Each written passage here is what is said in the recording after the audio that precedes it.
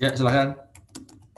Baik, Bapak-Bapak, Ibu sekalian. Assalamualaikum warahmatullahi wabarakatuh.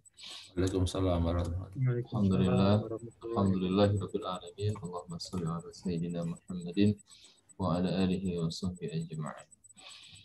Yang kami hormati Ustaz Dr. Haji Muhammad Sofwan Jauhari, MA, yang telah bersedia untuk menemani kita siang hari ini untuk mengisi kajian zuhur kita pada siang hari ini. Alhamdulillah, segala puji bagi Allah Subhanahu wa taala yang senantiasa memberikan nikmat kepada kita. Mobil khusus pada hari ini kita telah berada pada hari yang ke-17 di bulan Ramadan. Semoga ibadah puasa kita yang sudah lalu diterima oleh Allah Subhanahu wa taala dan sisanya akan semakin memberikan peningkatan pada diri kita. Salawat dan salam semoga tercurah senantiasa kepada wudhu hasanah kita Nabi besar Muhammad sallallahu alaihi wasallam, keluarganya, sahabatnya, dan seluruh pengikutnya hingga yaumil qiyamah. Untuk keberkahan majelis kita, mari kita sama-sama buka dengan lafaz basmalah. Bismillahirrahmanirrahim dan suratul Fatihah. A'udzubillahi minasyaitonirrajim. Bismillahirrahmanirrahim. Alhamdulillahirabbil alamin. Ar-Rahmanir مالك يوم الدين إياك نعبد وإياك نستعين اهدنا الصراط المستقيم صراط الذين أنعمت عليهم غير المغضوب عليهم ولا الضالين. Alhamdulillah, semoga dengan keberkahan surat Al-Fatihah tadi majelis kita akan senantiasa dinaungi oleh rahmat Allah Subhanahu wa taala. Baik, Bapak Ibu sekalian, pada siang hari ini sudah tidak asing lagi kita bersama Ustadz kita, Dr. Haji Muhammad Sofwan Jauhari LSI MAG, yang siang hari ini akan membahas materi berjudul berinvestasi yang sesuai dengan syariah Islam. Demikian ya Ustadz ya? Ya, insya Allah. Sesuai permintaan. Sesuai permintaan. Kalau yang lain bisa juga. Baik, waktu dan tempat kami persilahkan kepada Ustaz sampai lebih kurang 13.30 dengan saya jawab. Betul, Ustaz. Bismillahirrahmanirrahim. Assalamualaikum warahmatullahi wabarakatuh. Alhamdulillah, wassalatu wassalamu ala rasulillah, Sayyidina Muhammad ibn Abdullah wa ala alihi wa ashabihi wa mawalah. Allahumma rabbana la ilma lana illa ma 'allamtana fa'alimna ma yanfa'una. Rabbana zidna ilman nafi'a warzuqna fahma. Rabbana shrah lana sudurana wa yassir lana umurana wa hlul 'uqdatam min lisanina amma ba'du. Baik Bapak-Bapak sekalian, ini sudah ada Bang bergabung, ada 12 nih ya. Mudah-mudahan nanti yang lain menyusul atau pada lihat rekamannya aja.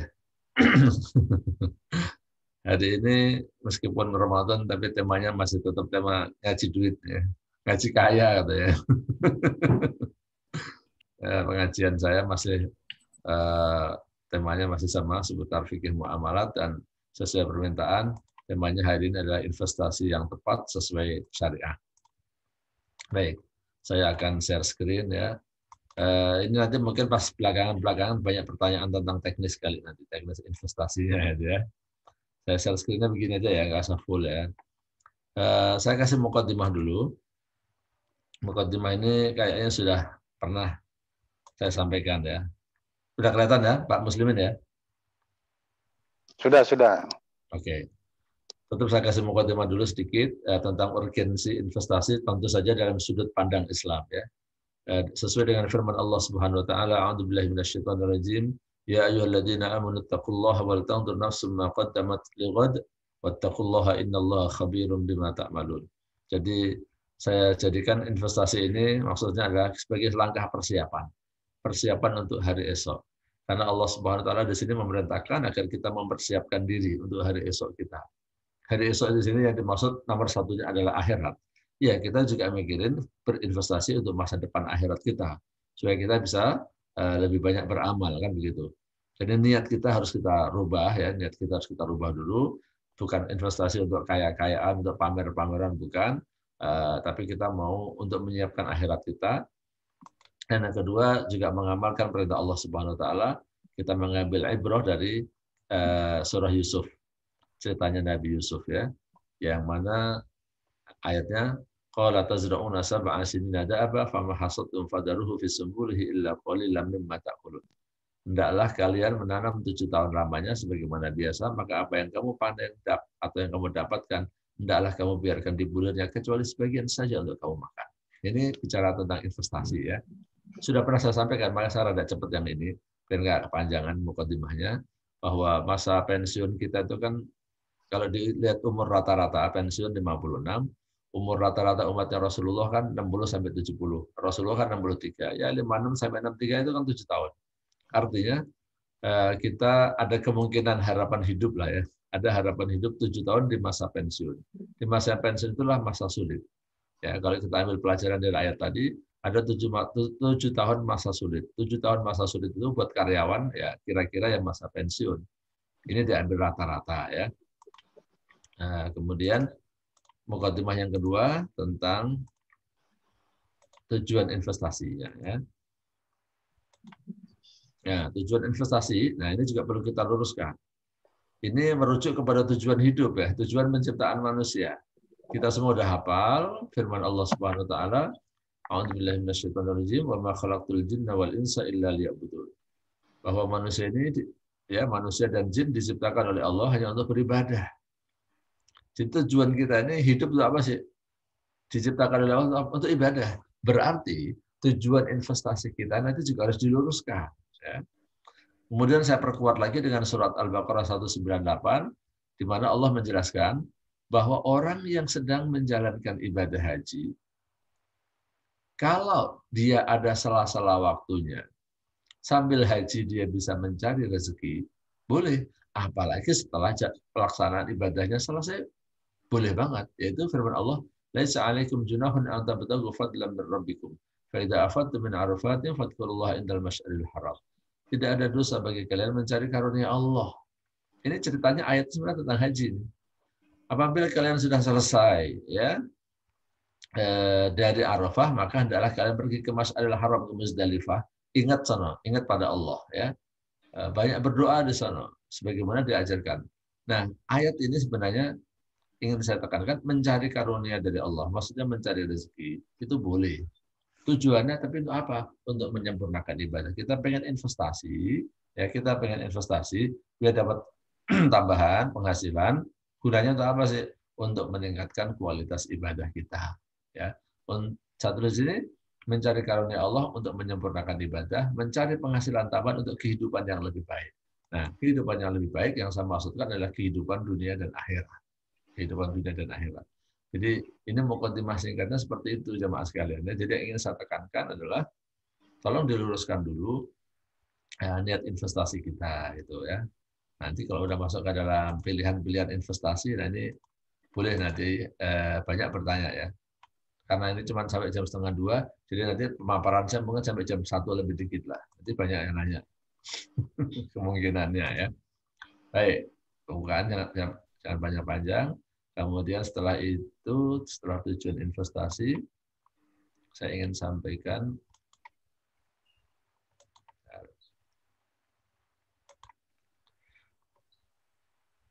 nah ini tambahan lagi masalah tujuan, bahwa ada ayat ini yang jarang diangkat ya.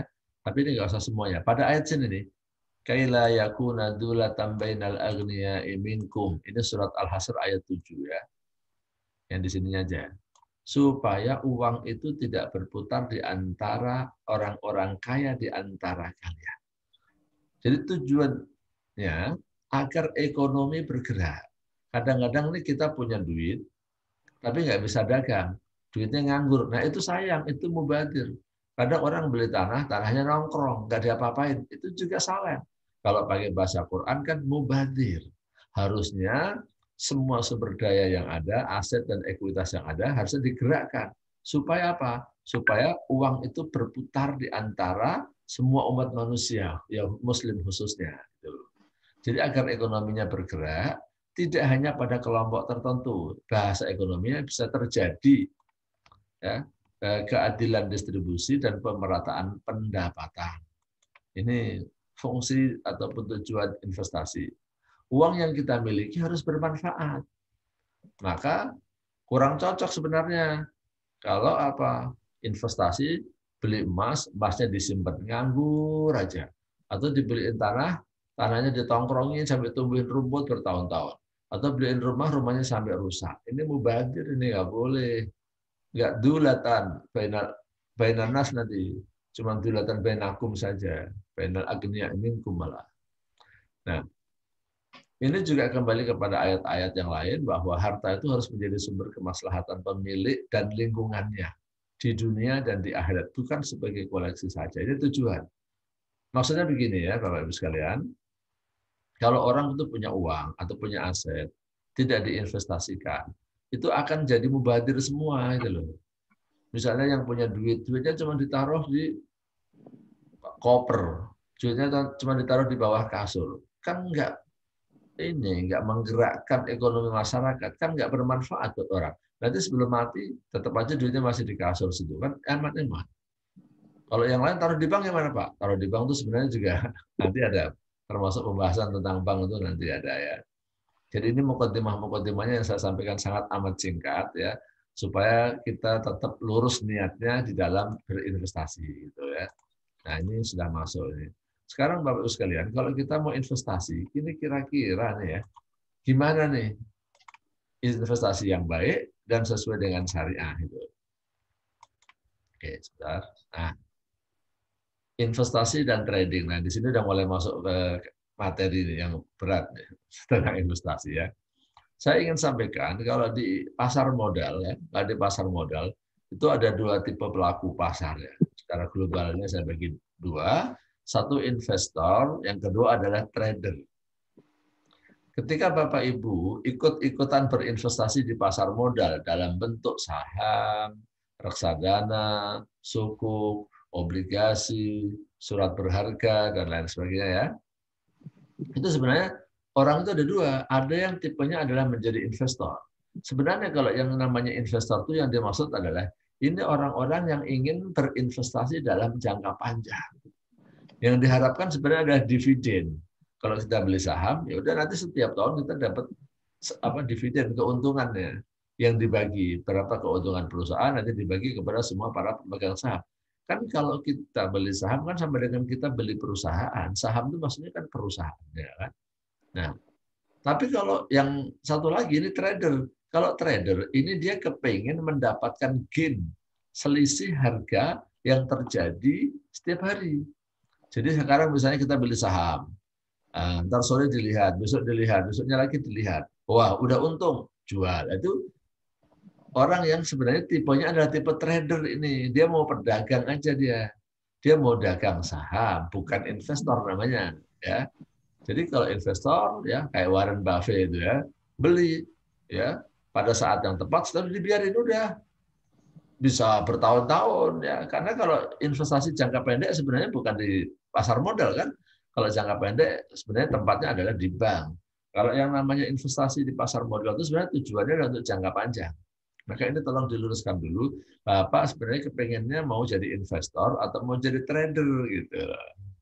Nah, tapi kalau saya bilang ya masyarakat awam dalam bidang investasi yang dimaksud pokoknya dapat uang tambahan gitu aja lah ya. Intinya yang penting dapat uang. Mau jangka panjang, mau jangka pendek, nggak penting. Yang penting gimana saya dapat untung. Nah, itu. Kalau itu sebenarnya bukan tipe investor sih. Sebenarnya lebih tepat dibilang ya cari penghasilan tambahan aja. Sebenarnya lebih mendekati kepada trader begitu ya. Tapi anggap saja Bapak Ibu semua saya anggapkan antara investor dan trader, bukan murni investasi ya. Bukan murni mau naruh uang dalam waktu 5 tahun, 10 tahun, 15 tahun, tapi pokoknya gimana punya tambahan lah, nggak cuma ngandelin gaji gitu aja kira-kira. Ini materi yang saya sampaikan berikutnya nanti. Nah, Bapak Ibu sekalian, kalau Bapak Ibu bicara dengan para pialang saham, bicara dengan orang-orang yang jadi karyawan di sekuritas. Sekuritas itu kalau Bapak Ibu mau beli saham kan nggak bisa langsung. Bapak Ibu harus daftar kan, daftar ke perusahaan namanya anggota bursa atau sekuritas. Nah, anggota bursa atau sekuritas dulu kalau zaman dulu tuh biasanya punya karyawan-karyawan yang namanya pialang-pialang atau para broker. Nanti kan Bapak Ibu kalau mau transaksi kan harus punya aplikasinya. Tergantung Bapak mau pilih aplikasi yang mana. Nanti ada contohnya, saya semua ada ya. Nah, saya contohin aplikasinya nanti bisa saya bukain ya. Oke. Kalau Bapak Ibu bicara kepada mereka, saya kasih tahu nih, mereka itu mendorong kepada Bapak Ibu untuk menjadi trader, tidak menjadi investor. Kenapa? Karena pendapatan para pialang, para broker, perusahaan sekuritas atau anggota bursa itu adalah pendapatan mereka itu adalah fee atas setiap transaksi. Jadi kalau Bapak cuma ke mana Tambun? Ada masuk yang Tambun di situ. Paudang. Enggak nih ya, dulu kan ada Jadi belum di mute ya. Jadi perusahaan sekuritas atau anggota bursa atau pialang itu penghasilannya itu dari fee setiap transaksi. Jadi kalau Bapak pada waktu hari ini beli saham A misalnya, berapa? Nanti dia dapat komisi. Komisi itu penggunaan komisi perusahaan lah, mungkin kalau bahasa lain komisi menggunakan IT-nya, komisi menggunakan jasanya dan segala macam. Terus nanti Bapak mau jual, dia dapat komisi lagi. Bapak untung atau rugi, yang namanya pialang, broker, anggota sekuritas atau bursa itu dapat untungnya. Untungnya ya jasa itu sebenarnya sih. Ya kalau nggak ada yang transaksi, ya nggak ada untung nanti, nggak ada penghasilan bagi dia. Nah makanya kalau ditanya bagusan trader atau bagusan investor, kalau ditanya kepada perusahaan-perusahaan atau para pialang, dia akan bilang, ya bagusan jadi trader lah Pak, udah dapat untung sekarang, ngapain tunggu 6 bulan, ngapain tunggu 1 tahun, begitu. Karena mereka akan bisa dapat fee terus. Dan ini ya Bapak Ibu perlu tahu, dalam pasar modal, yang tadi saya katakan, transaksi Bapak itu untung ataupun rugi, yang namanya perusahaan sekuritas ataupun pialang, dia tetap mendapatkan pemasukan atas transaksi Bapak. Nah ini yang orang banyak tidak tahu. Saya nanti kalau dekat-dekat sama pialang, jual aja Pak, saya udah rugi nih Pak. Udah cut loss katanya. Jangan rugi banyak-banyak. Jadi sekarang udah rugi, tapi kan ruginya baru 10%. Udah langsung cut loss aja. Kata apa? Jual maksudnya. Jadi ruginya jangan banyak-banyak gitu. Kalau diterusin, nanti ruginya bisa lebih gede loh Pak. Nah, ini yang kadang-kadang kita nggak tahu ya, dia sebagai pialang yang akan dapat fee dari jasa transaksi Bapak, ya tentu mendorong Bapak untuk bertransaksi terus. Tapi kalau saya sebagai investor, nah ini yang mulai saya tunjukkan bedanya. Kalau saya sebagai investor, ketika harga itu turun 10%, 20%, 30%, saya nggak apa-apa. Kenapa? Perusahaannya masih bagus kok. Nanti juga akan rebound istilahnya, akan bangkit lagi. Tapi harganya juga balik lagi. Toh seandainya harganya belum naik, kan tetap dapat dividen gitu ya. Ini kalau udah bicara investasi di pasar modal begitu ya. Jadi anggota bursa, sekuritas, pialang dan broker menginginkan Anda sebagai trader karena pendapatan dia adalah dari fee transaksi Bapak. Nah, sekarang tips dalam berinvestasi. Nah, sekarang saya mau tampilkan full ini biar enak nih. Ini yang penting sebenarnya pelajaran Bapak-bapak jamaah masjid ini ya. Nah, tips dan trik dalam berinvestasi. Ini yang satu mau saya sampaikan. Pastikan kalau investasi itu legal dan syariah compliant. 2 ya, bukan pilih 1. Begini, kenapa saya bilang harus legal dan syariah? Yang pertama, kalau transaksi investasi Bapak di lembaga-lembaga yang tidak sesuai dengan syariah, yang ngapain dapat duit tapi nggak halal, sama dengan ngerampok, judi kan sama aja kan, sama-sama haramnya. Nah kalau syariah tapi tidak legal, ya misalnya kepada teman sendiri, ini mohon maaf nih, bukan tidak percaya kepada teman, ya seringkali di dalam masalah berinvestasi itu orang tuh nggak bisa mengelola. Nah nanti kalau tidak bisa mengelola, kalau rugi, hubungan Bapak dengan dia itu kadang-kadang malah nggak bagus. Anggap saja lah saya dengan Pak Muslimin ya, misalnya nih Pak Muslimin ya, saya punya usaha nih, Pak Muslimin mau investasi di saya nggak? Oh mau Ustaz, mau. Entah karena apa, misalnya entah karena saya sakit, entah gimana, begitu rugi. Nah, nanti Pak Muslimin dengan saya itu jadi hubungannya jadi nggak bagus. Seringkali begitu. Makanya kalau saya sih menganjurkan investasi itu di lembaga aja lah, ya di lembaga. Dengan saudara juga sama kasus banyak saya ketemu orang itu kakak investasi di adik, adik investasi di kakak, pada ipar gitu kan. Nanti di tengah jalan tuh malah ada masalah sedikit penanganannya itu loh. Yang seringkali membuat malah antara investor dengan pengguna investasi ini malah jadi nggak rukun. Makanya kalau saya mendingan ya ke lembaga dan lembaga yang legal, yang resmi gitu. Jadi jangan kepada pribadi-pribadi, apalagi kepada lembaga-lembaga yang nggak berizin. Kan sekarang banyak itu lembaga-lembaga yang nggak berizin. Karena apa? Yang disebut investasi bodong itu ya. Karena mereka menjanjikan keuntungan yang muluk-muluk gitu ya, sehingga orang banyak tertarik. Nah, Bapak jangan lihat muluk-muluknya gitu ya. Jadi pastikan legal. Dia terdaftar untuk di Indonesia ya, di OJK enggak. Kalau terkait tentang keuangan di OJK ya. Di antaranya di situ. Yang kedua, kita harus mencari pengelola yang terpercaya, yang manajemennya bagus. Jangan tergoda janji yang irasional. Di antara janji yang irasional itu apa? Kalau saya bilang, kalau mereka menjanjikan, pasti Pak ini setiap bulan dapat Pak. Berapa? 5% ke atas. Kalau menurut saya, kalau ada yang menjanjikan keuntungan 5% setiap bulan dan secara pasti, maka itu manajemennya tidak beres. Yang namanya investasi itu pasti ada kemungkinan ruginya. Ya. Kemudian kalau dia berani menjanjikan keuntungan pasti 5%, ya mendingan dia nggak usah dapat investasi dari Bapak, mendingan dia ngambil ke bank. Kalau ke bank kan paling cuma berapa? 20% itu udah top banget. Ya paling-paling Pak, kita bayar bunga bank kalau orang butuh dana ya.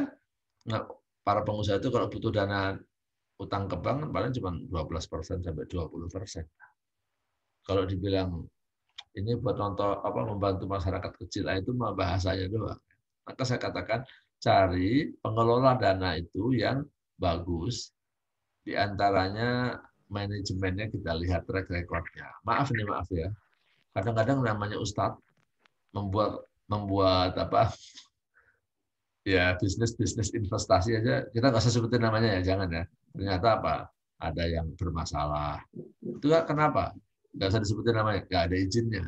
Ya. Kedua, ada lagi, dia udah ada izinnya, tapi yang saya ketemu ya, ternyata dia tuh nggak jago sebenarnya di bidang investasi, cuma nyoba-nyoba. Ya. Bukan bidangnya. Nah ini kan sayang begitu kan. Jadi malah hubungan kita dengan Ustadz itu jadi nggak bagus. Makanya saya pun tidak membuka investasi untuk diri saya. Artinya saya tidak mengajak bapak-bapak jamaah untuk berinvestasi ke saya. Ini cuma saya ngajarin ilmu investasi sesuai permintaan dari pengurus saja. Yang ketiga, cari yang IT-nya bagus.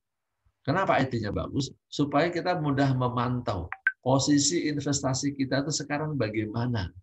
Kalau lagi untung banyak dan khawatir nanti bisa rugi, biar saya tutup dulu investasi saya, gitu kan? Kalau yang nggak ada IT-nya, catatannya masih manual semua. Pak, gimana kabarnya? Aduh Pak, belum saya hitung Pak.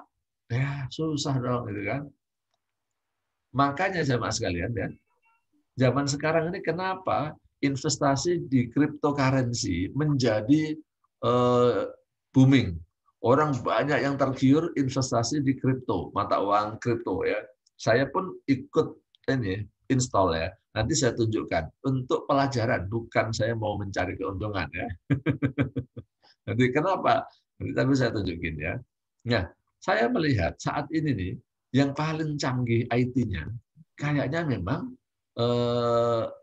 tempat-tempat investasi yang digital ini, kripto, yang kedua saham, ketiga reksadana, nah, yang crowdfunding atau fintech, nah itu teknologinya canggih-canggih. Kalau model bank kan canggih tapi ya nggak terlalu canggih sebenarnya. Bank itu nggak terlalu canggih. Bapak kalau deposito ya nggak bisa memonitor posisi keuangan Bapak ya. Tapi kalau yang model kripto itu yang secara ininya canggihnya saya akuin. Makanya orang tertarik di situ. Tapi masalahnya kripto itu belum syariah compliant. Oke, saya lanjutkan share screen saya. Saya kepengen udah cepet nih ya. Cari yang IT-nya bagus agar mudah memantau dan mengambil action dengan cepat dan tepat. Semua investasi itu mengandung risiko ya. Kalau ada orang mengatakan investasi ini kok menjanjikan pendapatan tetap, itu bertentangan dengan undang-undang. Itu bertentangan dengan undang-undang. Jadi jangan pernah percaya kalau ada perusahaan-perusahaan yang menjanjikan investasi tapi dengan keuntungan yang pasti. itu berarti jangan pernah percaya, Pak. Kalau udah ada menjanjikan keuntungan pasti, dah langsung pergi aja. Bapak jangan mau investasi di situ ya. Ini, yang D, ini perlu tahu ya, bahwa siap menanggung kerugian dan memahami risiko berinvestasi. Setiap investasi tadi saya katakan ada kemungkinan rugi. Nggak mungkin yang nama investasi pasti untung, Pak ya. Nggak mungkin. Pasti ada kemungkinan ruginya. Nah, cuman yang kemungkinan ruginya besar, itu kemungkinan untungnya besar. Kemungkinan untungnya kecil, ya kemungkinan ruginya kecil. Ya. Kemudian sesuaikan dengan kesiapan finansial pribadi Anda. Kira-kira gini maksud saya, Pak ya. Bapak itu kalau investasi, kan tadi saya bilang, itu harus siap rugi, Pak. Bapak siap rugi berapa? Kalau Bapak misalnya kehilangan 10 juta, stres, ya jangan investasi di situ. Kalau Bapak namanya investasi, taruh di misalnya di saham, taruh 10 juta. Ya kalau seandainya 10 juta itu hilang semua, ya sudah. Bapak nggak stres. Jadi kira-kira kesiapan Bapak rugi itu berapa? Uang yang diinvestasikan itu harus diukur itu juga. Ya. Kalau Bapak masih takut rugi, ya jangan investasi. Sebab maaf sekali lagi kalau karyawan itu biasanya paling takut rugi. Umumnya ini kenapa? Biasanya pasti dapat ya Pak Muslimin kan ya. Karena karyawan itu orientasinya kan pendapatan tetap ya. Tetap berpendapatan apa pendapatan tetap ya Pak Muslimin? Tetap berpendapatan. Senang kalau saya terus terang nggak mau jadi punya pendapatan tetap, saya nggak mau. Tetap segitu Tetap maksudnya. Pendapatan. Banyak pendapatan itu naik terus bukan tetap ya kan. Itu ya. Tetap bekerja, bukan bekerja tetap. Nah, tetap bekerja dan tetap berpendapatan. Walaupun pendapatannya tidak tetap ya, Pak Muslimin kadang-kadang misalnya berapa ya? Kadang-kadang 2 juta, kadang 3 juta. Apa sehari maksudnya? Sehari. Boleh. Boleh kan kalau sehari 2 juta, 3 juta nggak apa-apa kan Pak Muslimin ya? Iya. Disimpan 25%, sisanya dititipin. Mantap lah ya. Oke, dikit lagi tips-tipsnya ya. Kalau kita berinvestasi itu perlu diversifikasi, jangan diletakkan pada satu keranjang ya Pak. Jadi kalau ditaruh saham semua jangan. Ya harus pecah-pecah. Nah, yang terakhir tempatkan pada portofolio atau jenis investasi yang sesuai dengan kebutuhan likuiditas. Investasi itu ada yang liquid, ada yang tidak liquid. Ada yang kalau mau dicairin gampang, kalau contohnya tadi deposito kalau yang syariah. Atau yang belum adalah contohnya kripto. Itu kalau mau mencairkan cepat banget, paling cepat itu saat ini, itu adalah kripto misalnya. Investasi di cryptocurrency itu cepat sekali, liquid banget gitu ya. Liquid banget, transparan banget, lagi itu bisa 24 jam. Nah, sekarang saya mau tunjukkan. Nah, ini prioritas portofolio. Bapak-bapak ini saya langsung masuk. Sebenarnya terpenting di sini. Sekarang kalau Bapak Ibu mau berinvestasi di mana aja nih, gitulah ya. Oke, nomor 1 saya bilang, sebelum Bapak bicara tentang investasi, ya saya katakan alokasikan dana untuk kebutuhan 3 bulan di rekening tabungan. Jadi, yang pertama buka tabungan, itulah namanya. Semua harus punya rekening tabungan. Rekening bank tapi yang sifatnya tabungan. Nah, tabungan ini diisi dengan 3 bulan kebutuhan Pak. Jadi misalnya Pak Dian nih kebutuhannya sebulan misalnya 15 juta. Ya udah, di rekening itu harus ada sekitar 45 juta. Jangan kurang dari 45 juta. Jangan juga terlalu lebih. Kalau udah 60 juta ke atas, jangan diisi lagi. Ya, tabungan itu nggak boleh banyak-banyak. Rekening tabungan nggak boleh lebih dari 3 bulan. Nah, ini yang berbeda ya. Berbeda dari pelajaran yang lain menurut saya. Benar nggak Pak Muslimin? Pak Muslimin itu tabungannya banyak banget ya. Sampai 10 bulan. Ya Pak Muslimin ya? Kalau aminin aja, aminin. Amin. Amin mana Pak Amin? Pak Amin mana? Dalam ilmu investasi, ilmu keuangan, itu nggak bagus. Jadi yang ditaruh di rekening tabungan cukup 3 bulan kebutuhan rutin kita. Ya. Selebihnya harus ditaruh di tempat lain. Ini dalam arti begini, kalau Bapak tabungannya, uangnya kira-kira ya cuma cukup untuk kebutuhan 1 bulan, 2 bulan, kayaknya kalau bicara investasi ya memang belum cocok gitu ya. Belum cocok. Jadi ya paling-paling tadi mencari penghasilan tambahan gitu. Jadi trader akhirnya bukan investor. Kalau investor tuh harus sudah punya uang 3 bulan nganggur pokoknya. Untuk ke depan itu nggak ada masalah untuk 3 bulan. Seandainya dipensiunkan, seandainya di PHK, seandainya berhenti bekerja dalam waktu 3 bulan, nggak masalah. Karena apa? Untuk kebutuhan 3 bulan itu sudah ada. Ini nomor 1 nih, yang A nih ya. Yang kedua, step kedua, kalau sudah punya tabungan yang isinya adalah 3 bulan kebutuhan rutin kita, nah menurut saya investasi kedua itu tempatkan di deposito bank syariah atau lembaga keuangan syariah. Gain atau keuntungan kalau kita taruh di deposito bukan tabungan itu saya lihat di pasar sekarang itu antara 3% sampai 5% untuk di bank syariah. Tapi kalau Bapak Ibu mau di bank-bank yang lebih kecil namanya BPRS, Bank Perkreditan Rakyat Syariah. Atau itu kan yang berada di bawah OJK ya, yang berada di bawah Kemenkop, Kementerian Koperasi, itu ada namanya KSPPS, Koperasi Simpan Pinjam dan Pembiayaan Syariah. Nah, kalau itu gain-nya lebih tinggi dari bank. Nah, itu gain-nya bagi hasilnya lebih tinggi dari bank. Ini kan saya bicara pasar ya, ini sekitar 3-10%. Nah, kalau bank cuma 2-3%, kayak maaf sih, kayak BCA Mandiri itu bagi apa istilahnya bunga deposito itu kecil 2-3%. Tapi kalau bank-bank yang kayak yang lagi butuh duit nih, contohnya bank kayak Bukopin ya. Itu lagi butuh duit itu. Nah, itu bunga depositonya tinggi. Tapi saya kan bicara yang syariah. Saya hanya menyarankan ke bank syariah atau lembaga keuangan syariah. Nah, saya kasih tahu Pak, ada kok yang sekitar 10% per tahun dalam bentuk deposito itu ada. Ya. Tapi Bapak Ibu harus tahu ya, deposito kalau di bank itu dijamin oleh LPS. Tapi kalau di koperasi tidak dijamin oleh LPS. Yang dijamin di bank itu pun hanya 1 miliar ya, di atas 1 miliar tidak dijamin. Jadi caranya gimana? Ya Bapak kalau duitnya banyak taruh di apa? Menurut saya sih yang gede itu di tadi KSPPS. KSPPS itu lebih gede karena dia mainnya retail, mainnya kecil-kecil. Jadi otomatis ya bagi hasilnya gede. Kalau jualan retail kan untungnya lebih gede Pak ya presentasi. Ini kalau Bapak punya duit cuma sekitar ya 100 sampai 500 juta, taruh di dalam bentuk deposito itu lebih cocok. Ya. Investasi 100 sampai 500 juta itu masih cocok dalam bentuk deposito di KSPPS tadi saya katakan ya. Bapak nggak punya referensinya, saya punya. Nanti kalau ditanya saya kasih tahu. Tapi kan saya nggak mau mengiklankan ya, karena saya tidak dapat fee jadi sebagai iklan influencer tidak ya.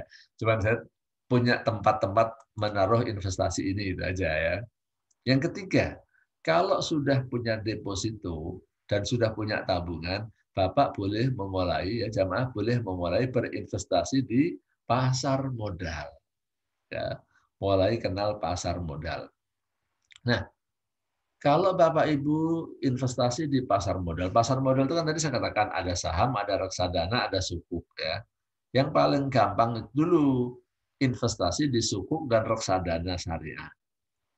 Nanti pakai aplikasi semua Pak ya, pakai aplikasi. Saya kayak kalau nggak nyebutin nama kayaknya rada susah ya. Ada aplikasi, ini juga saya tidak iklan ya. Saya cuma kalau saya pribadi menggunakan aplikasi tanam duit dan Bukalapak. Di Bukalapak itu ada Bukareksa ya. Tapi lebih cepat pemantauannya itu tanam duit. Tanam duit itu kita bisa beli reksadana syariah. Ya, atau kita beli sukuk kalau ada. Sukuk itu kan tidak mesti ada, Pak ya. Sukuk itu kan jarang adanya gitu ya. Kalau reksadana hampir setiap bulan, setiap waktu ada itu. Kalau sukuk itu ya ada tapi penawarannya dikit lah ya. Yang paling enak itu di reksadana. Nah kalau reksadana syariah itu gainnya, keuntungannya ini saya bilang 0 bahkan minus sebenarnya. Ada yang minus, ada yang 0, ada yang sampai 60%. Bapak lihat nanti di aplikasi tanam duit ya. Itu ada reksadana yang 1 tahun kinerjanya itu keuntungannya mencapai 60%. Ya. Nah, di reksadana itu ada 3 kategori. Kategori risikonya ada yang rendah, sedang, dan tinggi. Kalau risikonya rendah, itu berarti ditanamkan biasanya di deposito dan suku. Kalau yang tinggi itu di saham. Untungnya juga kalau untung bisa sampai tinggi. Tapi waktu awal-awal krisis kemarin, pandemi, itu banyak yang jeblok. Jeblok itu harusnya ya biarin aja, jangan dijual. Kalau dijual namanya merealisasikan kerugian. Dibiarin. Lama-lama akhirnya kan bangkit lagi kan. Sekarang udah mulai bangkit nih. Nah, gitu. Makanya Kalau di sini keuntungannya bisa sampai 60%, ya. Tapi ya bisa rugi juga, ruginya bisa sampai 40%. Nah, kalau Bapak Ibu sudah ngerti reksadana syariah, ya, nah Bapak Ibu baru mulai belajar tentang saham. Ya. Kalau Bapak Ibu masuk ke dalam saham, kalau saham yang sesuai dengan syariah, maka Bapak Ibu harus pergi ke sekuritas, perusahaan yang istilahnya jadi broker untuk dagang saham, itu namanya sekuritas. Nah, Bapak harus tanya dia sudah punya SOTS belum nih? Sistem Online Trading Syariah. Kalau dia sudah punya SOTS, nah Bapak ikut daftar di situ. Tapi kalau dia belum punya, menurut saya jangan, ya. Cari perusahaan lain. Sebab kalau sudah punya SOTS, jadi antum mau dagang itu bisa di mana aja. Kemudian dia udah sesuai dengan syariah, kan enak tuh. Jadi udah nggak sananya lagi. Ini saham ini boleh saya beli nggak ya? Ini kalau saya melakukan begini boleh nggak ya? Nah, udah sistemnya itu udah dibuat. Ya, sistem online trading syariah atau SOTS. Sekuritas tuh banyak ya, ada Mandiri Sekuritas, BNI Sekuritas, ada Indo Premier dan segala macam. Kalau saya pribadi untuk ini pakainya Indo Premier. Nah, saya sekarang mau tunjukkan ya, saya mau tunjukkan kalau saham, nah ini saya pakai Indo Premier.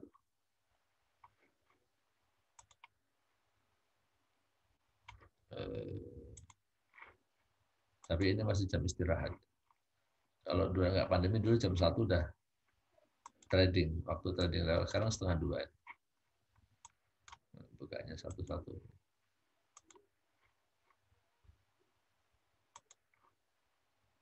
Nah ini Pak, kalau dagang saham kan begini Pak.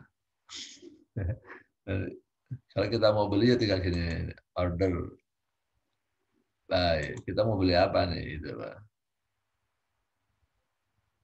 Muhammad Sofwan. Kita tinggal mau beli stok misalnya Astra. Kasih kodenya. Oh harganya berapa sekali? 5.400. Oh enggak deh, saya mau beli misalnya Unilever UNVR. Nah, ini butuh ilmu nanti caranya ya. Kita nanti bisa melihat harga-harganya dari sini ya. Saya mau tunjukkan portofolio saya juga bisa. Tapi itu ketahuan lagi, nggak enak ya. Jangan. Jadi saham ya. Jadi kalau sudah paham reksadana, nah kalau belum paham reksadana, menurut saya jangan masuk ke saham dulu. Ya. Ini orang pada nggak ngerti reksadana aja belum ngerti, udah pada main di saham. Wah, nanti begitu saham ada jeblok pada pusing. Nah, ini berikutnya. Hindari investasi di forex dan cryptocurrency yang canggih dan menggiurkan. Kenapa? Saat ini itu belum syariah compliant, belum sesuai dengan syariah. Apakah suatu saat mungkin? Mungkin, Pak. Ya, suatu saat mungkin. Saya sih bilang begini, permasalahan di kripto itu, Pak, kita anggap sebagai mata uang, dia belum bisa dikatakan mata uang. Dia kan currency itu mata uang. Mata uang itu harus dijamin oleh negara, pemerintah tertentu. Sampai sekarang belum ada pemerintahan yang mengeluarkan mata uang kripto itu belum ada. Yang resmi jadi perdagangan internasional belum ada. Kalau dibilang barang, dia nggak ada barangnya, Pak. Kemudian kalau jual beli uang itu harus ada serah terimanya di dalam hadis. Kalau nggak boleh. Jadi saat ini cryptocurrency itu belum. Tapi maaf ini saya tunjukkan ya. Saya juga punya kok rekening kripto. Tapi saya buat belajar ya, bukan untuk ini. Jangan nanti bapak-bapak bilang, Ustadz itu juga. Nah ini canggih Pak ini. Ini duit saya sebenarnya saya taruh cuma 300.000. 300.000 bisa masalahnya kalau di kripto itu. Ini udah naik jadi 313.000 Pak. Coba kalau misalnya saya taruh 300 juta Pak. Udah jadi 313 juta. Ini baru 2 hari nih Pak saya. Saya install baru 2 hari karena bapak-bapak pada nanya apa tentang investasi, minta materi tentang investasi. Saya kira nanti akan banyak tanya kripto. Saya install juga deh, akhirnya saya daftar juga nih. Saya isi 302 juta, naik 313 nih. Ya. Ini nama-nama apa mata uang kripto yang sekarang ya. Bisa dilihat sini semua. Ada Bitcoin, ada Dogecoin, ada Ethereum, Holo, Polygon. Ini nama-nama mata uang kripto ya sekarang ya. Yang paling tinggi adalah Bitcoin. Bitcoin itu harganya 805.400.000 rupiah per satu Bitcoin. 805 juta Pak coba ya. Ini kalau mau lihat portofolio saya ini kan cuma buat latihan nih. Saya beli apa nih? Nah, saya punya apa nih? Namanya ada Bitcoin Gold, ya. Ada namanya Dogecoin, ada Ethereum, ada Litecoin, ada Miracoin, ya, ada USD Coin. Gitu, Pak. Memang hal ini canggih. Ini 24 jam 7 hari. Jadi kita bisa dagang kapan saja. Enaknya tuh di situ. Kemudian kalau kita mau narik duit juga bisa kapan saja. Nggak usah nunggu hari kerja. Kita mau ngambil duitnya nggak usah nunggu hari kerja. Mau libur juga bisa. Tengah malam juga bisa. Tengah malam aja kita cairkan ya. Nanti apa? Sini walletnya. Kita tinggal nih deposit dan withdraw. Kalau kita mau withdraw aja. Sudah, Pak. Ya, ini Bapak bisa lihat nih. Saya baru taruh nih tanggal 27, Pak, 27. Awalnya deposit 175.000, kemudian 125.000. Ini demi untuk ngajarin nih, Pak. Tapi saya katakan ini belum sesuai dengan syariah. Fatwa-fatwanya belum ada. Jangan sampai nanti saya ngomong saya nggak tahu sama sekali. Katanya Ustadznya tahu nggak tuh tentang kripto caranya sekarang? Tahu sih tahu, teman ya itu saat ini belum sesuai dengan syariat. Terakhir nih, kayaknya waktunya udah diingatkan nih. Ada yang izin live nih tadi. Nah, jadi jangan tergoda untuk investasi di forex dan cryptocurrency. Forex itu juga fatwanya sesuai dengan hadis-hadis yang ada, bahwa kalau jual beli mata uang itu harus ada serah terima secara fisiknya. Ya, fintech yang syariah. Nah, ini. Jadi hindari investasi forex dan cryptocurrency yang canggih dan menggiurkan karena saat ini belum syariah compliant. Nah, kalau fintech bagaimana? Fintech itu canggih juga ya sistemnya ya. Tapi yang syariah ya sekarang ini di masa pandemi pada goyang semua. Saya pernah jadi pengawas di salah satu fintech syariah juga. Karena pandemi ini jadi pada goyang semua. Jadi nanti kalau setelah pandemi mungkin Bapak boleh mencobain ya. Jadi urutannya di sini ya. Jadi mulai dari tabungan, deposito, reksadana, kemudian saham. Kalau sudah saham, nanti baru, nah ini berikutnya apa? Bolehlah mulai memiliki LM, logam mulia atau emas. Tapi saya katakan, ini investasi yang kurang liquid ya. Karena Bapak kalau mau beli harus jual. Jual dia kalau pas harganya naik, kalau pas harganya turun. Kalau pas naik kadang-kadang juga naik sih naik, tapi naiknya dikit. Nah, tapi ketika Bapak jual, kan ada selisih harga jual dan harga beli. Toko itu kalau jualnya harganya misalnya 1 juta. Tapi kalau kita jual kan dibayar cuma berapa? Misalnya cuma 950.000. Nah, saat ini kalau ditanya, harga emas masih tergolong tinggi kalau menurut saya. Dalam 2 tahun terakhir, itu kan harga terendahnya sekitar 700, harga tertingginya sekitar 1 juta. Harga hari ini masih 900. Jadi kalau mau beli LM, kalau menurut saya saat ini nggak cocok. Beli LM tuh jangan pada waktu krisis. Pada waktu krisis biasanya harga emas naik. Ya. Kalau kondisinya normal, harga emas turun. Nanti aja kalau kondisi sudah normal, baru beli emas. Nah, kebanyakan orang kemarin pada salah. Ya, memang pas lagi krisis, harganya naik. Orang malah pada beli. Ya, Pak, tapi banyak yang itu dari Bank Syariah juga mempromosikan, Pak, beli emas. Iyalah, namanya orang dagang, Bapak disuruh beli lah. Ya, harganya naik, dia untungnya jadi gede. Tapi kalau kita yang tahu, harga naik jangan beli. Harga naik itu waktunya jual. Ya. Nah, setelah Bapak itu tahu dapat ini semua, baru masuk ke investasi berikutnya. Mulailah berinvestasi di properti. Baik yang menggunakan atau yang tidak menggunakan DP. Properti itu banyak yang tanpa DP, Pak. Ya. Kalau uangnya kita bagus, bisa punya DP banyak, bisa beli lahan, tanah. Kalau beli lahan atau tanah itu nggak bisa pakai kredit. Bank nggak bisa. Ya.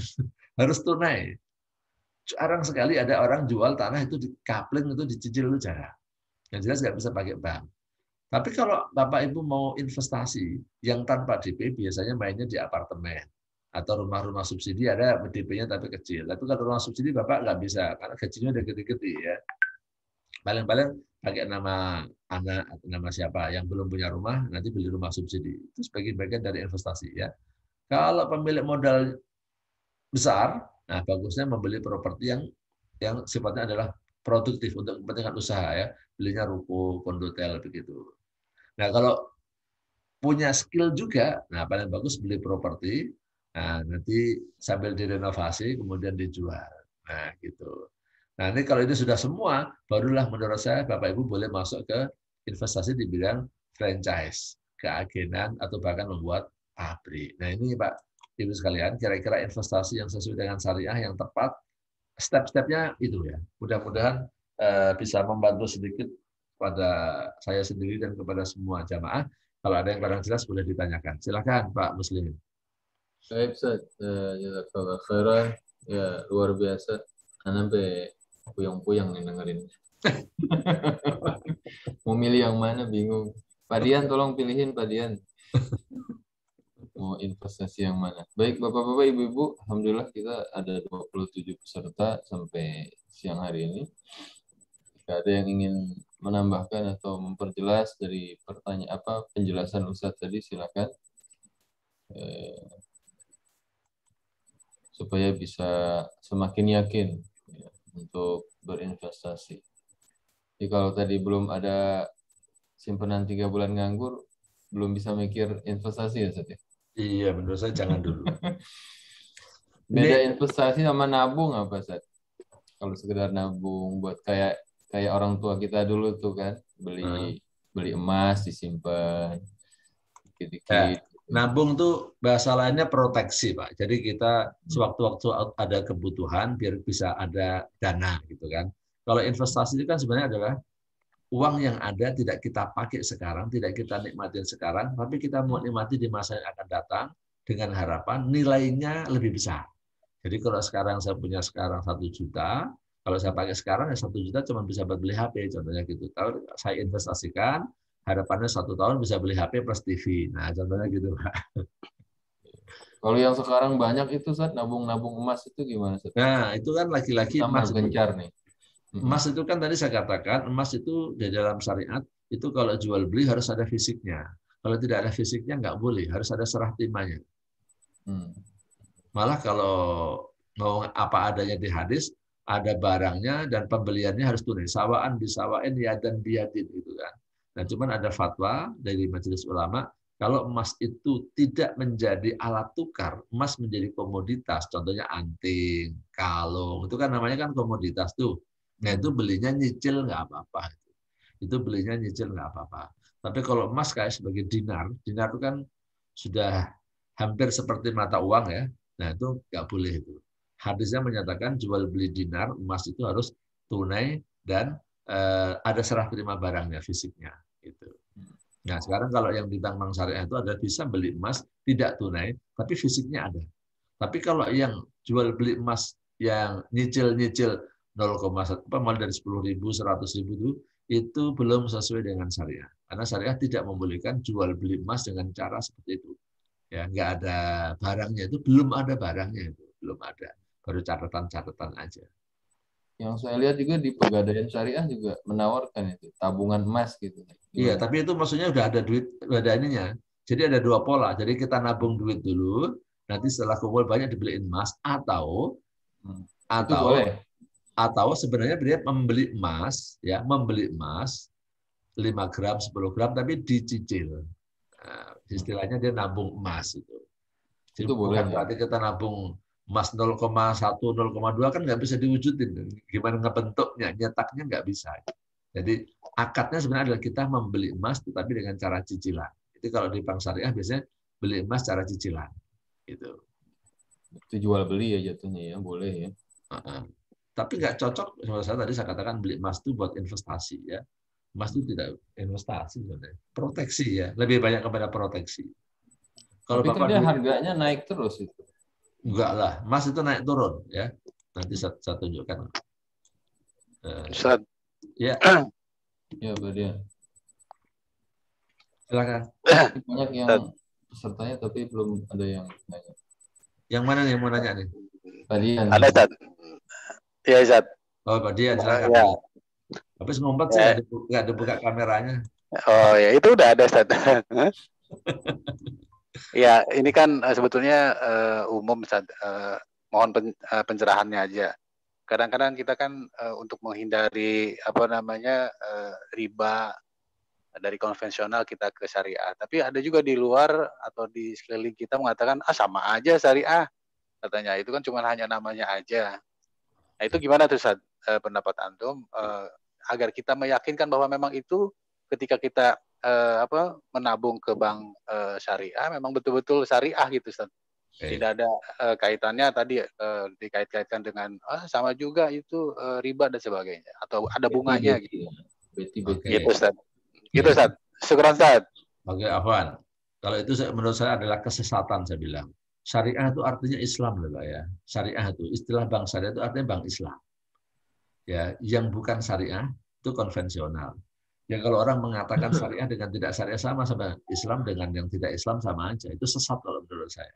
Ya, dia belum paham. Ya. Itu dia belum paham. Kalau menyatakan syariah dan tidak syariah sama itu sesat saya bilang ya. Tapi mudah-mudahan bukan karena kesesatan, karena dia tidak tahu aja dia. Ya. Aturan di dalamnya itu jelimet beda semua, Pak. Karena saya sebagai pengawas, jadi maaf di sebagian saya ngerti. Ya, bagaimana melakukan pengawasan di syariah itu beda banget, Pak. Contoh sama-sama denda, Pak ya. Sama-sama denda, Pak. Orang-orang terlambat itu bisa dikenakan denda. Terlambat bayar bisa kena denda kan. Itu mekanismenya beda. Satu, di syariah itu bisa tanpa denda kalau Bapak bisa minta maaf dulu sebelumnya. Ya. Artinya memang saya tidak mampu bayar nih Pak. Datang dulu. Jangan nunggu jatuh tempo baru ngomong. Sebelum jatuh tempo nggak mampu datang. Pakai ayatnya wa in kana du usratun fanadiratun ila maisar. Saya pernah ngetes juga, Bang. Benar, nggak ada denda. Gitu. Sampai satu tetangga saya udah praktekin ya, saya kasih tahu. Itu nggak bisa bayar sekarang. Datang segera sana ke bank. Minta maaf, nggak bisa bayar. Nggak dikenakan denda, Pak. Nggak dikenakan denda. Nah, tapi kalau di bank konvensional langsung. Walaupun udah minta maaf, ya minta maaf nggak apa-apa, nggak disita, nggak di ini, tapi tetap dikenakan denda, Pak ya. Itu atau bunga. Kemudian nanti uang denda itu juga penggunaannya beda, Pak.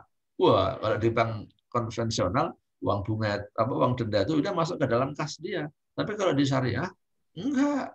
Itu nanti harus dilaporkan. Dia nggak berhak menggunakan uang itu sama sekali. Itu nanti harus diserahkan ke lembaga sosial. Di antaranya saya mengawasi penggunaan itu ya. Hanya nanti untuk misalnya nih, kemarin di masjid saya karena di kantor saya ada, udah sana itu masjid saya lagi membangun tempat parkir, salurin ke sana aja kalau setuju. Nah, setuju buat tempat parkirnya. Jadi berbeda intinya Pak Dian ya antara syariah dan tidak syariah. Kalau orang mengatakan itu sesat kalau saya bilang. Baik, Ustaz. Ini apa namanya biar semua mengetahui, Ustaz. Betul. Ya, Ustaz. Baik, Ustaz. Makasih, Ustaz. Oke, ini tentang saham Pak ya. Ini ada main saham nggak di sini? Kalau saya kemarin itu ikut itu saat investasi syariah apa ya namanya ya kayak Ustaz tadi itu yang kayak apa? Saya bisa nanya Ustaz? Oh ya silakan boleh. Pak Heri Irawan. Ya, sebentar. Ya, silakan. Pak Heri mau nanya. Silakan Pak Heri. Kalau forex gimana Ustaz? Hukumnya saja bermain forex. Tadi saya singgung kan, forex dan cryptocurrency jangan dulu. Karena forex itu jual beli mata uang tapi tidak ada serah terimanya. Nah, di hadis itu bisa sih forex diserah terimakan tapi nanti itu kan jangka 6 bulan, 3 bulan itu. Nah, di dalam hadis itu jual beli emas itu disyaratkan harus yadan biyadin bahasanya. Ini tadi saya tunjukkan. Yadan biyadin itu serah terimanya langsung. Ini saya beli. Contohnya Bapak beli mata uang di money changer. Falas dengan forex itu kalau diterjemahin sih sebenarnya sama ya. Tapi kalau kita bilang falas, biasanya kita belinya di money changer atau di bank. Tapi kalau kita main di forex, ya ini saya tulis di sini yang warna merah ini. Hindari investasi di forex dan cryptocurrency yang canggih dan menggiurkan. Enak sistem dagang dan investasi paling canggih menurut saya saat ini cryptocurrency. Ya. Karena 24 jam 7 hari nggak ada istirahatnya Pak. Saya udah pernah masuk ke kantornya Pak cryptocurrency Pak. Iya memang untuk karyawannya itu 24 jam shift-nya. Memang 24 jam. Dan kawarnya banyak itu. Saya udah masuk ke dalam kantornya, udah ngerti ya. Jadi canggih memang, secara sistemnya canggih sekali.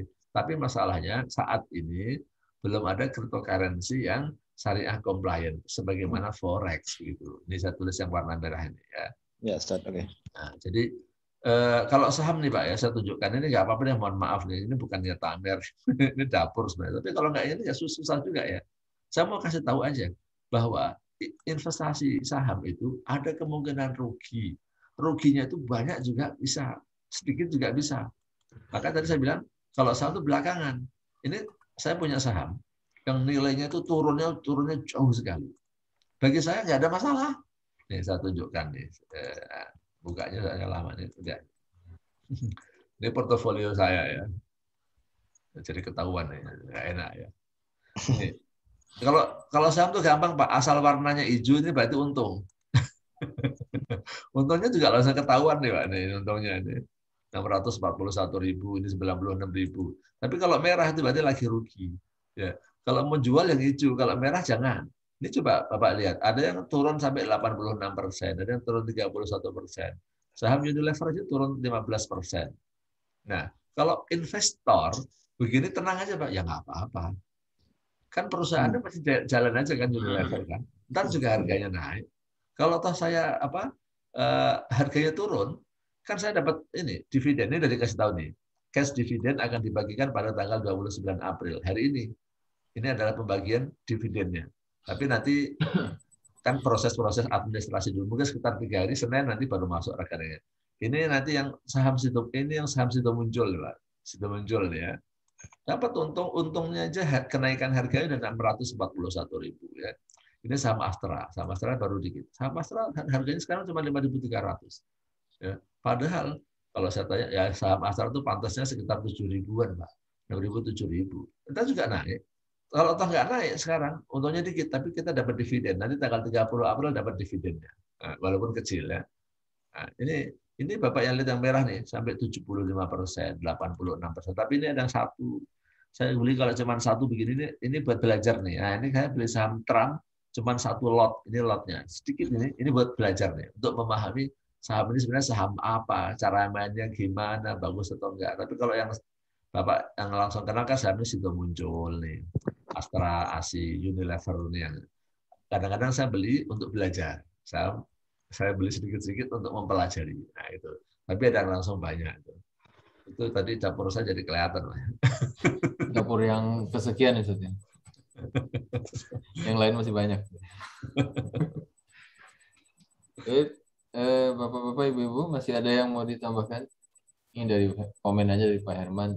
Saya juga di invest di saham set. Gitu. Mau nambahin Pak Herman? Silakan. Sharing ya. Waalaikumsalam Ustaz. Waalaikumsalam. Kebetulan saya ke ini ya, ikut saham, invest saham cukup lama ya, sekitar 3 tahun. Ya awalnya ya ini tergoda aja gitu, kayaknya kok gampang banget main saham gitu ya. Jadi ya trader gitu sebelum baca punya jago-jago investor gitu ya.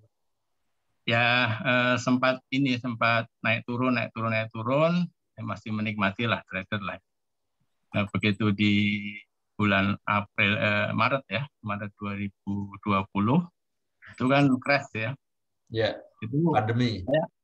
ADI itu pegang saham ADI itu dari 1.300 jadi 350. Jadi hampir 80-70% loss gitu ya. Ya sempat stres juga ya, tapi karena baca bukunya Warren Buffett yang memang investor gitu ya, akhirnya tahu ternyata kalau kita nggak serakah, kita hati-hati dan kita punya ilmunya, ternyata bisa. Itu tadinya saya hampir keluar juga dari pasar itu di bulan April itu ya. Tapi alhamdulillah terus mulai tenang gitu. Ya, dari sisa-sisa dana yang ada saya invest lagi. Nah, alhamdulillah sekarang di salah satu yang Baker itu ini di Antam. Saya masuk di hampir 350% sekarang. Jadi memang intinya kalau di saham itu harus punya ilmu. Tadi setuju, harus ngerti dulu di reksadana, nggak cuma ikut-ikutan di TikTok atau di itu. Ya, karena kalau enggak pasti duitnya hilang, kemudian panik, akhirnya keluar, ya udah, akhirnya benar-benar rugi. Tapi kalau kita sabar, insya Allah bisa inilah. Jadi sarana pasif income, jadi bisa kalau nanti benar-benar sudah cukup dananya, bisa kita aktivitas yang lebih baik. Begitu Ustaz. Oke, Pak Adi pada waktu beli saham Adi, Pak Herman ya, pada waktu beli saham Adi 1.300. Kemudian pas mulai pandemi turun jadi 300. Terus Bapak lepas atau Bapak tahan? Saya lepas karena panik, belum ngerti ilmunya.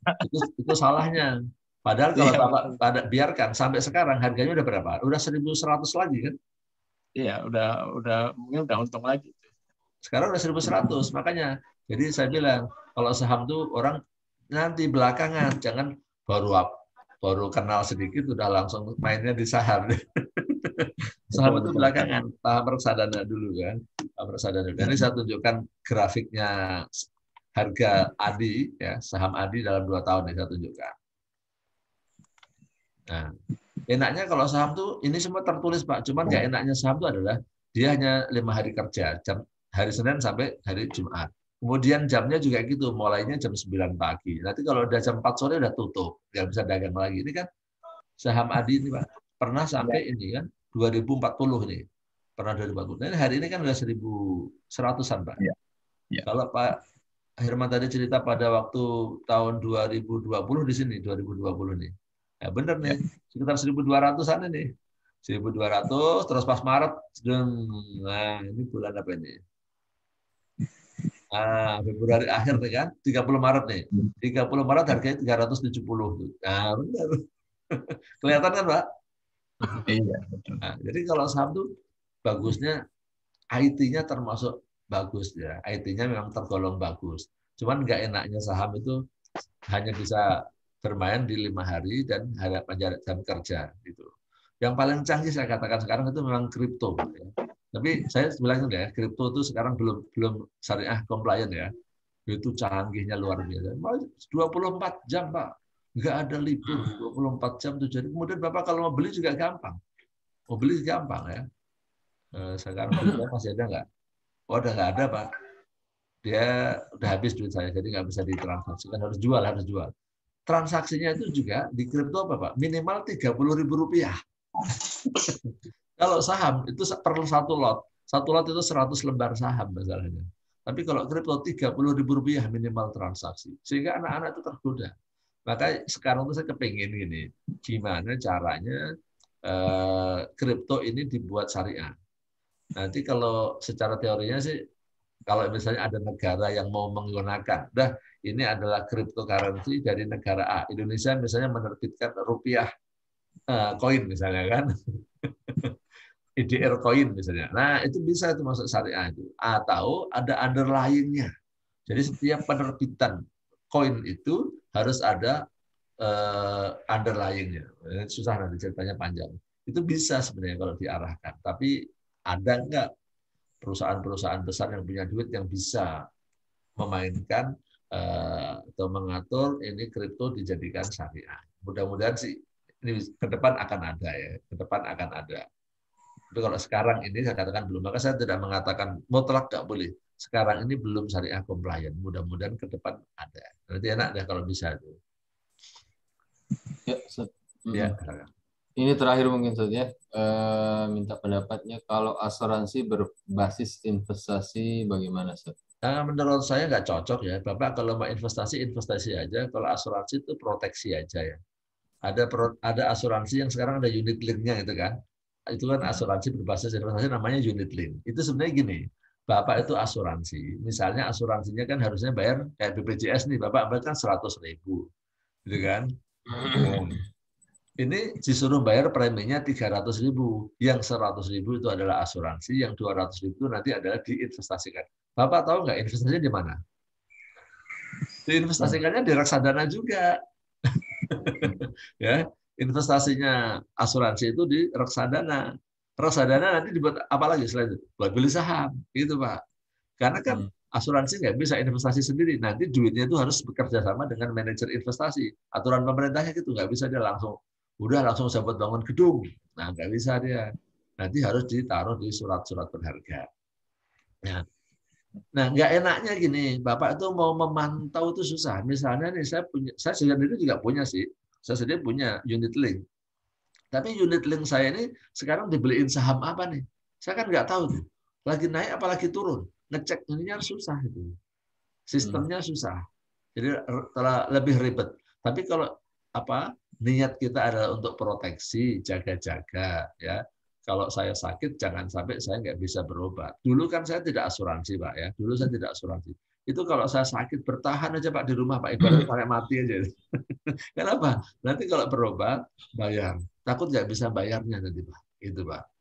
Nah, kira-kira mulai 10 tahun yang lalu saya sering sakit itu lah, saya ataupun anak saya, istri saya itu kalau sakit mikir untuk bayarin. Kalau sekarang nggak sakit ya udah suruh ke rumah sakit. Nanti kalau suruh dirawat rawat. Ya, malah bahasa kasarnya gini, dirawat lebih enak daripada pulang, Pak. Kenapa? Kalau dirawat gratis, kalau pulang keluar rawat jalan bayar sendiri, Pak. Ya. Jadi proteksi asuransi saya begitu, cuma rawat inap saja. Kalau BPJS kan semua rawat jalan bisa, cuman di BPJS kan ya tahu sendirilah kualitas layanannya kan berbeda ya. Jadi kalau asuransi berbasis investasi ya itu Bapak kalau niatnya untuk proteksi ya, untuk menjaga-jaga supaya Bapak aman, tidak terganggu dalam sisi keuangan itu bagus. Tapi kalau Bapak niatnya mencari keuntungan dengan investasi melalui asuransi nggak cocok sebenarnya, nggak cocok. Nanti Bapak banyak kecewanya ya. Bapak banyak kecewanya, ternyata yang dijanjikan oleh para pemasar asuransi itu tidak seperti itu, nggak seindah yang diucapkan. Ya. Memang bukan menjelekkan asuransi ya, ini mohon maaf nih kalau yang ikut asuransi ya, karena kan dia hanya dengan asumsi kenaikan sekian, dengan asumsi begini yang diceritakan tuh asumsi saja itu, kenyataannya nggak segitu. Misalnya dengan asumsi nanti perkembangan investasi 10%. Ya nyatanya ternyata dia pengelolaannya nggak bagus, Pak. Kadang-kadang pihak asuransinya bagus, Pak. Tapi dia naruhnya di manajer investasi. Manajer investasinya nggak bagus. Dia masalahnya nggak bisa menginvestasikan sendiri. Jadi investasinya, manajer investasinya juga harus bagus, perusahaan asuransinya juga harus bagus. Maka saya sendiri pun ingin melihat, saya udah untung belum ya di asuransi yang berbasis investasi. Itu sampai sekarang udah 10 tahun kayaknya nggak untung-untung sih, Pak. Udah 10 tahun kayaknya nggak untung-untung. Tapi untuk sistem proteksinya udah cocok lah. Jadi makanya niatnya bukan untuk investasi kalau itu, proteksi. Nah kalau secara syariah asuransi itu sebenarnya adalah niat kita adalah tolong menolong aja. Jangan sampai orang yang sakit tidak bisa berobat. Tapi saya sendiri merasakan kalau saya tidak asuransi, ya mau berobat aja susah gitu. Duitnya cukup enggak itu, tapi dengan berasuransi, nah udah sakit masuk rumah sakit. Pernah anak saya yang di pesantren itu luka bakar ya, luka bakar di pesantren. Wah itu berapa puluh juta, itu sekitar 40 juta itu habis itu kan. Nah kan kita nggak bayar juga kan, bayar preminya cuma 300.000. Itu sudah termasuk investasi. Nah kalau dihitung itunya untung, tapi nggak boleh ya. Masuk kena musibah bilang untung. Orang Makanya Indonesia untung terus. Iya, itu orang Jawa ya. Untung cuma begitu. Untung kayak injak kan. Nah, Untung jadi nggak mati. kalau saran saya sih asuransi untuk proteksi aja Pak. Ya, asuransi untuk proteksi. Niatnya untuk proteksi bukan untuk mencari keuntungan. Begitu Pak Muslim. Ya, terima kasih Pak Ustadz. Waktu sudah menunjukkan 1:42.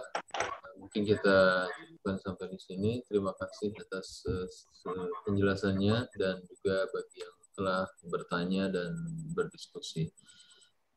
Kami mohon tutup untuk doa singkat, Ustaz. Baik, mari kita baca surat Al-Fatihah. Mudah-mudahan apa yang kita pelajari bermanfaat ya. Mudah-mudahan juga menambah keilmuan kita untuk mencari pendapatan tambahan. Dan untuk membuat proteksi, jaga-jaga bagaimana kita ini tidak menjadi beban dan tidak terbebani dengan masalah-masalah keuangan karena adanya investasi dan asuransi kita. Ya. Sehingga kita tidak menjadi beban bagi orang lain dan tidak mengharapkan pemberian dari orang lain atau tomak, ngarepin pemberian orang lain karena kita sedang kesulitan.